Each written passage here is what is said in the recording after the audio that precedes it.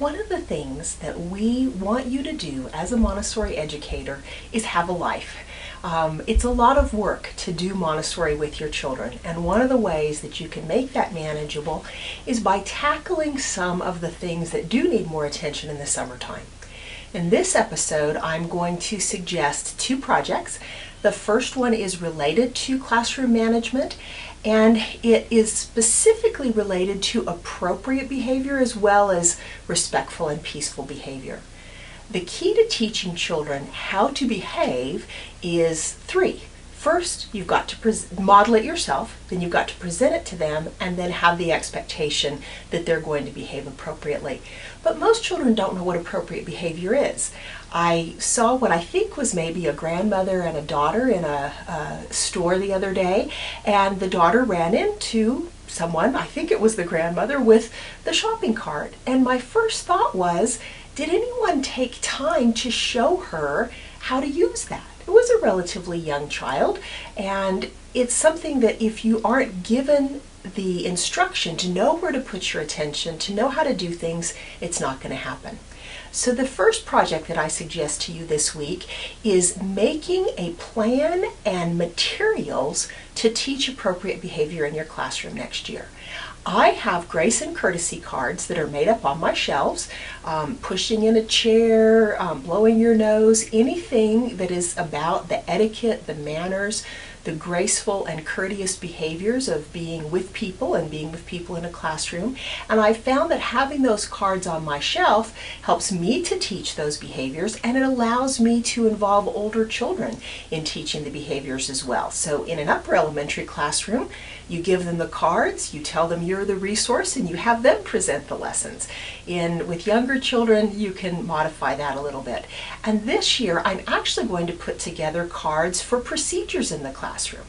When I teach children to work in the classroom, one of the principles is you put the work back ready for the next person to use.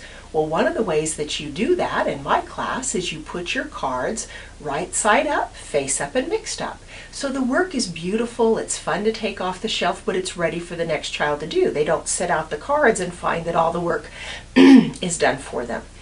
So those are some of the ways that you may make a firm plan and even make materials, notes at the very least, maybe cards for your shelves, to be able to actually present appropriate, peaceful, and respectful behavior. Now we're going to shift gears and talk about a second project, definitely more elaborate, but it is an effective language, phonics, and reading program. And the program that I'm going to talk about involves all three of those things. So what you can see here are some of the materials that I use in the phonics and beginning word study part of my classroom. If you are familiar with Montessori, you'll see some coding that's probably familiar to you. You'll see a lot of pink at the beginning, then some blue, and then some green. Now, when I get to the middle, I'll talk about how the coding that I've done is a little bit different, but let's start at the beginning. What you see here are some different ways to display and to set out the learning at the pink level. Now, in my classroom, pink is what you might expect it to be, which is short vowel words, very short at the beginning. Now, I will talk more about this in a minute, but you'll see my words for my first card for this are and, can, an, man, ran, hat, at, and back. Now, an, at, and back are not strict consonant, vowel, consonant words, so some of you might not have that in your pink series, but I have found that in addition to giving the children the content, these are the phonetic words in a way that is sensible and easy for them to understand, and very importantly, work through on their own with some degree of independence, that you must teach blending. If you're teaching the children to sound out the words appropriately, a CK at the end of a word rather than just an N or a T is not a problem for a child sounding out the words. So what you see here is a short A tray, the way that it might look a little ways into the year. It's easy for the child to find the work. Also, it would be sitting first on the shelf. Now, obviously, if you are involved with Montessori, we're going to want to have some things that are pretty concrete to start. So this is a little set of objects with the labels for the children to match. So some objects are not very fun, but they're used to kind of flesh out the list. Black can just be a little black square. Some of them are a little bit more fun. Something like a little mask that I found somewhere, a little pig. Now, this little box of objects can be used first with the movable alphabet, so without any picture words in it, then the children use the movable alphabet to spell the words. But by this time of the year that I'm kind of giving you a snapshot of, then they would be matching the labels to the words. And you'll notice that there are a mix of short A and short I words in this list. It would probably be sitting more with the short I box. I've got a relatively small space to film in here, so I'm using the space as best I can. Now, if you're familiar with Montessori Matters, you may have seen some little flip books. I make them in a full page, laminate them, and then cut them apart and bind them, because I found that's a lot easier than taking little pages this small apart and laminating them. And again, if you're familiar with Montessori coding, you may notice why this is a card on a red circle. It's because it's a verb. We can't have objects or pictures to represent verbs very accurately, so these are verbs. Now that's a verb of being, but a lot of these verbs are ones that the child could actually do in the classroom. There's add and grab and clap.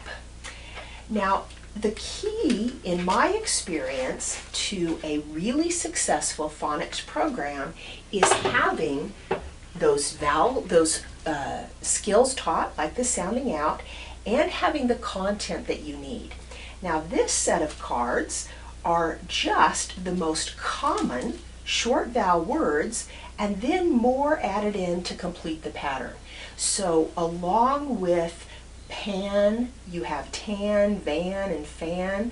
Along with sat, a very common word, you have bat and fat to help the child see lots of examples of the word families. That's the way that they're usually talked about in reading instruction. Now, you'll also notice that my first card has got a cat on it. I do use some picture coding for each of the vowel sounds to help the children who maybe need a little bit of extra help. I haven't found that all children need this, but as I work with children in public schools, some who have not come all the way up from Montessori from age 3 or 4, it's very helpful. You'll also notice that I have a set of cards. You may be able to tell that's in a little pink envelope, and the bottom of it says phonetic readers. I will talk about the phonetic readers I use in just a minute, but again, some children need to be exposed just in word list form to the vocabulary of phonetic readers before they're expected to read them in sentence form. So this gives you a little bit of an idea how I set things up. Now I'm going to move on to short I and talk about the range of exercises that you would do with each of the letters, the short vowels and the long vowels particularly.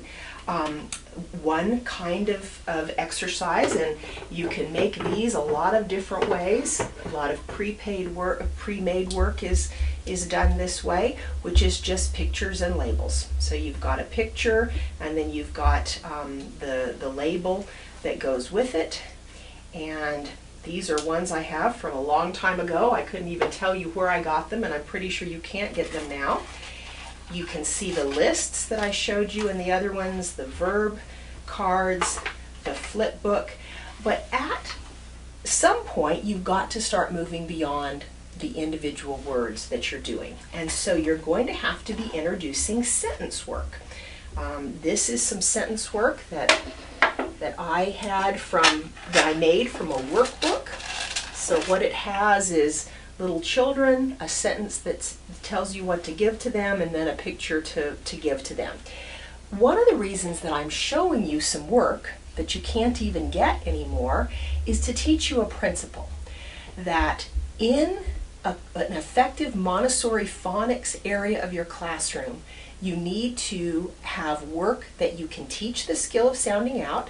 So it's got to start with single words, which can be done with objects, pictures, verb cards, whatever is a single word the child would be using. Then as they are moving into the sentences, you've got some pieces that you've got to pick up. So before we talk about some of the things that you're going to need to do as the children move into sentence reading and especially books, I just was going to comment a little bit on the setup that I have here. I've got these set out more the way that I would at the beginning of the year or for a younger classroom. Trays that are set apart, easy for the child to see the materials on it and be attracted to it. Fortunately, with these trays, which I don't believe are available anymore, but I do shop IKEA, especially the bathroom organization section whenever I can, they stack up. So then when maybe this work isn't being used as much in a lower elementary classroom later in the year, I might have the trays stacked in this way so that if the child does want the work, they can get to it, but it's not quite so accessible. And even things like this kind of a setup can be used. Just an example of another kind of an exercise that you might make up or have made up is what I call a T card, which means you use a golf tee to select the answer, and then the back of the card lets the child know that's the control of error, whether or not they chose the correct word. So then as we move out of word reading into sentence reading and beyond, then we've got some problems. We've got some high frequency words that you've got to know if you're going to read sentences. Words like the and as, some of these are very phonetic, and if you're teaching the sounding out process well enough, there's no problem in sounding out words like and it, but words like with and the and as are going to require that you teach some additional skills. The digraph, the consonant digraph, the two letters that make a new sound when placed together, TH is the first one that needs to be taught. I have found that there are about 12 key words that children need to be able to read sentences and beginning phonetic readers. What I've done is I've put them on charts. There's no reason to make the child feel like these words are some problem. There are unusual patterns in them. Some of them are really not following any rules, but of is one of the few I can think of right off the bat. And if you have the children practice these words, is, his, as, has, all of those, the only thing that the child needs to know is the second sound of S. They need to know that it makes the Z sound as well. If you have words like have and you cross out the T and they practice it that way, it becomes a phonetic word. So I use these charts to help the children use what I call advanced pattern words or keywords, because they're sort of the keys to books, to learn the words they need to move into readers. Now, I do like to move children into books as soon as possible. I mean, that's the whole point. Learning to read is about being able to get to the books. So the phonics practice readers from Modern Curriculum Press are the ones I like to have in my pink, blue, green section, because they are the best ones to give the children enough practice with the content they know that by the time they get to the tricky patterns, what in my classroom are the green word patterns, they are already readers. They may not be able to sound out every word they get to, but any of the books that have control vocabulary, they can be successful reading them because they practiced it. So in this series, you've got, actually they have several series, A, B, and C that I know of. I haven't ever even purchased C. I found that 2 series, which means for every one of the short vowel words, you've got 4 books that the children read. So they read 4 short A books. And now the sequence that I use is A, I, U, O, E, because that's the one that Modern Curriculum Press used, and I've found that it's very successful. An A and an I don't sound very much alike. If you go in alphabetical order, an A and an E are very easy to confuse. So you have the set 1, the short vowels, then it moves into long vowels with set 2. With set 3, you've just got blends. And I don't even teach blends as some unusual thing. All you have to do to deal with the blend is sound out the word properly. Brag. If you're sounding out each of those letters with the sounds you've learned, you won't have any trouble reading them. It includes the long vowels and with the blends, but there's still not very much new content. And then only when you get to the 4th set do you have the consonant digraphs that are introduced. So when a child has finished with all these books, they've read dozens of books and they still haven't gotten to the difficult vowel content. So when we get there, it's much easier for them to move forward. Now I am going to talk a little bit about how I do the pink, blue, green coding. You'll notice that in these cards, which may be familiar to some of you, this again is from Montessori Matters, and it's a company that I have enjoyed. This is a vowel tree, and you use the cards to see which words can be made. Pain, that's a word. Peen, no. Pine, yep, that's a tree. Pone, no. Poon, no. So you use this as part of the transition between pink and blue, because one of the main things that happens with the next step is that a new vowel sound is introduced. So what I've found is if the transition to blue means that the vowels say their names, this really helps children. You're also going to notice, I don't have it in this episode, but as I show you some of my grammar materials, as they get into labeling their miniature environment, the pink words say the short sounds, the blue words say the long sounds. So the children have that help.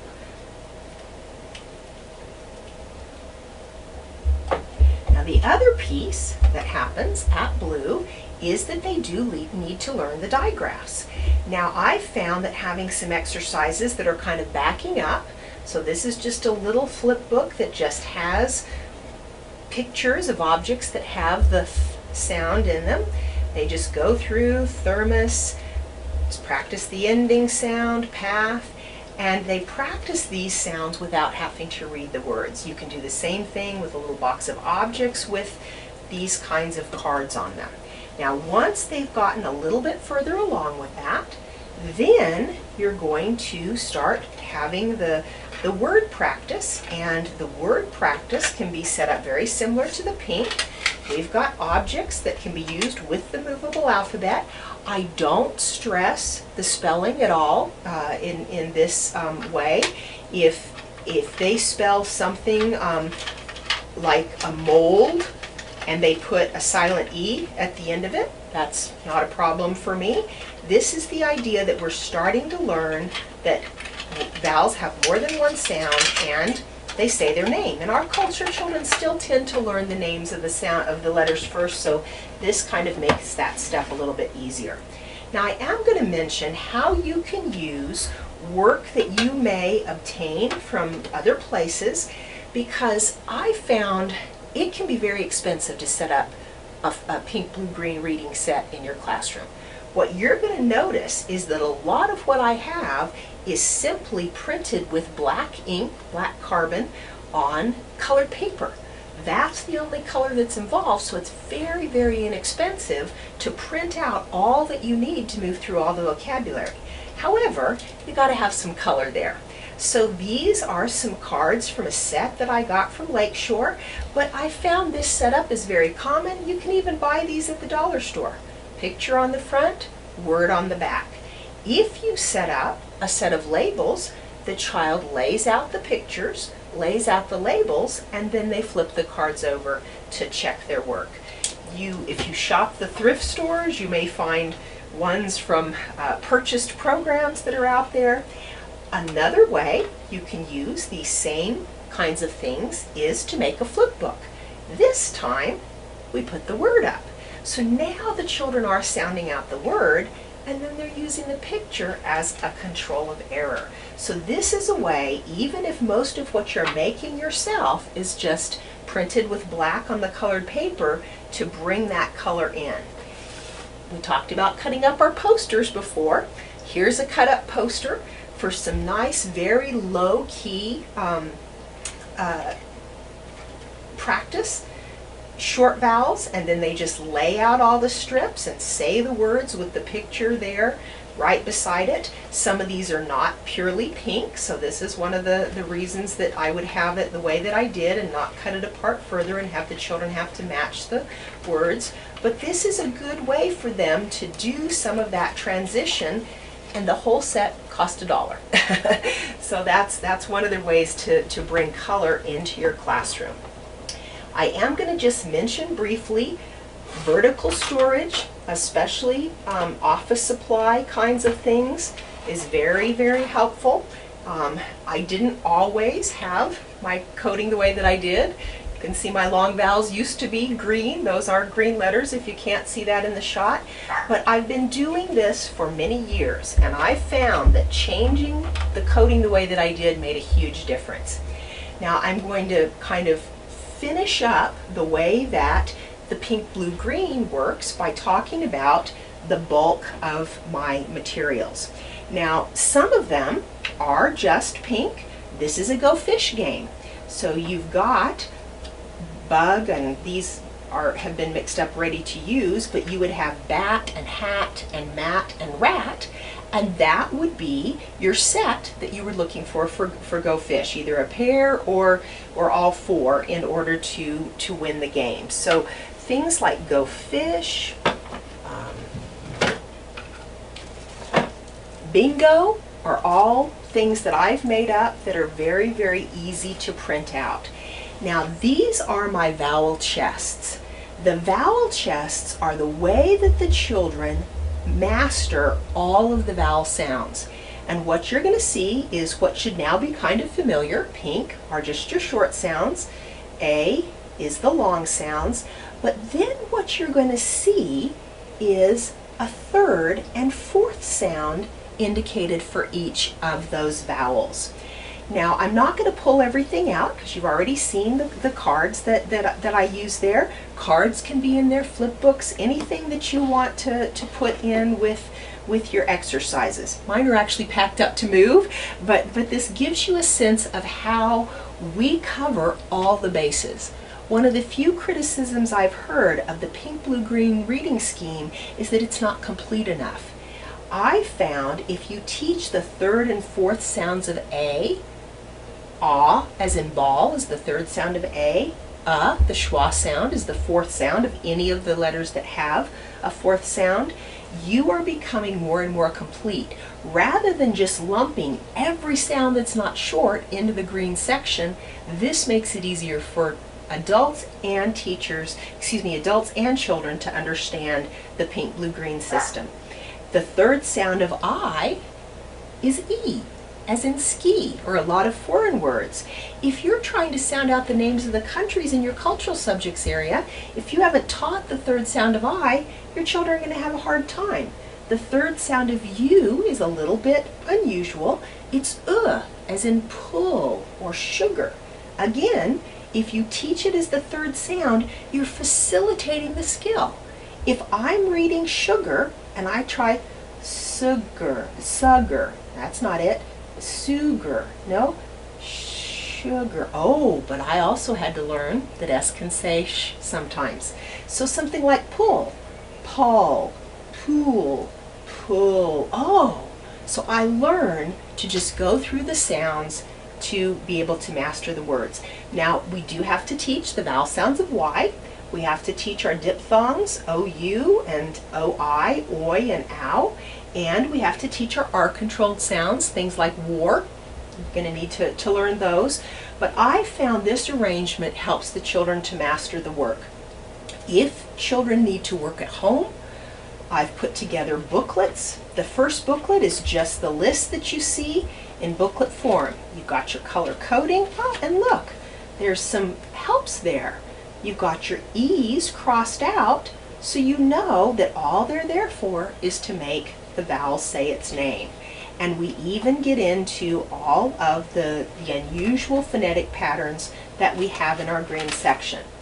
Now, once you get a little bit further, you're going to have to teach some principles and rules. That's what this does. And now we've got our common words, because that is what I've done, is I've chosen the most common words in the English language to put into my shelves. Then we've got it without the color coding to help us. So we're getting harder and harder. Now, these are just lists.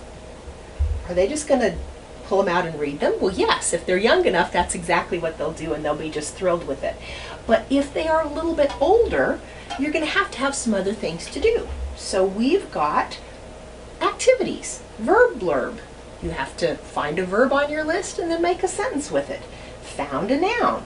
Find all the nouns on your list. Maybe you're going to put little miniature clothespins on each one, or maybe you're going to write them in your journal. Simple things like partner dictation. You read the list to a friend and they write it down and then you check it together. Guess my word. So you do have to have things for the children to do with the lists, but that's what that involves. Now, the last piece that's part of the phonetic reading aspect of this program is the rules chest. So now, as we're getting into these green patterns, we have to know about things like the hiatus. We have to know that in a word like table, the LE has the vowel sound O. So your E that comes last gives you your vowel. You've got to know all your consonant sounds, both sounds of C and G, all the sounds of S. You've got to be able to do your blends, including triple blends that are a little trickier to sound out. You've got to know all your consonant digraphs, including TI, CI, and SI, and then your silent letters and your suffixes. When a child has moved through all this, they've moved through all of the most common words in the English language and learned skills that will help them read any word in the English language. Then we're ready to move on to more difficult work, things like word study. Now, once the children have moved through all the phonetic patterns, basically that they're just practicing reading the words, then we're ready to move on to things that are going to help them with their writing, with their sentence structure. Now, some of these things, like contractions, are very much a part of reading too, and you can see these are short little lists. That's one of the reasons that I do that, is so that the children are going to know that just for their reading practice, they need to do that. But this is moving from the beginning of word study, which is phonics, just sounding out the words, into vocabulary. These are contraction cards that show the contraction and the two words that they shortened. Then we have compound words, abbreviations, homophones, and plurals. Now again, the heart of this work are lists. Now these are very simple ones. These are mostly just in my coding, blue reading, backhoe, cupcake, ones that are easy to sound out. But then we do get into more complicated and harder to sound out words, hamburger, birdhouse, newspaper. You can have objects with labels for these. If you've got some of those word cards, you can have a set of the word cards that can be checked with the picture on the back for your compound words. So my point here is that with a coherent system, any exercises you find, any exercises you already have on your shelf, any exercises you find at the dollar store, any exercises you see at a conference and just have to go up and make on your own, if you like those T cards and think it would be fun for the children to poke those little holes, then that's something that you can do. Now, the last thing I'm going to show you is the hard part of my phonics progression. To be honest with you, I think a lot of PinkBlueGreen reading schemes are backwards. They group all the ways you spell something together. So, for instance, they would have blue, fruit, super, food, new, neutral, you, and do all grouped together relatively early. Well, that's kind of tricky because the child doesn't see the sound. The child sees the letter. So that's why my chests are set up the way that they are. If you need to master a U, whether it's in a single word in a book or just in your head, this will help you to do it. And then you test yourself. This is kind of the graduation from phonics in my system. These are little word lists, words the children have already been exposed to, but now what they're going to do is they're going to sort them together. So they would start out with just two, maybe two that are really easy. So we're going to do a consonant digraph and a long O, an oo sound. And so they're going to take these two out, mix up all the lists, and then sort them into the two sections. We've got the color coding on the back. So you do need to be able to do that phonics skill, but that's the end of the story. So I'm going to suggest that however you go about it, whether you look at the principles that I've taught you here, maybe look at some of the things that Montessori for Everybody has to offer in terms of a coherent phonics program, or if you just go and make some improvements on your own, make sure that your work on your shelf teaches the skills, that you've got your presentation set up to teach the skills, that it's orderly so the children can work through it on their own. Once they learn the games with my system, any list they take off the shelf, they can work with the partner on their own or all by themselves on their own. That is one of the things I consider to be essential that everything except the pink, blue, green type systems miss, is that the children working independently successfully and knowing if they've been successful is a key. So I'm going to challenge you to put together a program for teaching appropriate, respectful, peaceful behavior in your classroom, doing those presentations next year, and or preferably both, getting your phonetic program in shape.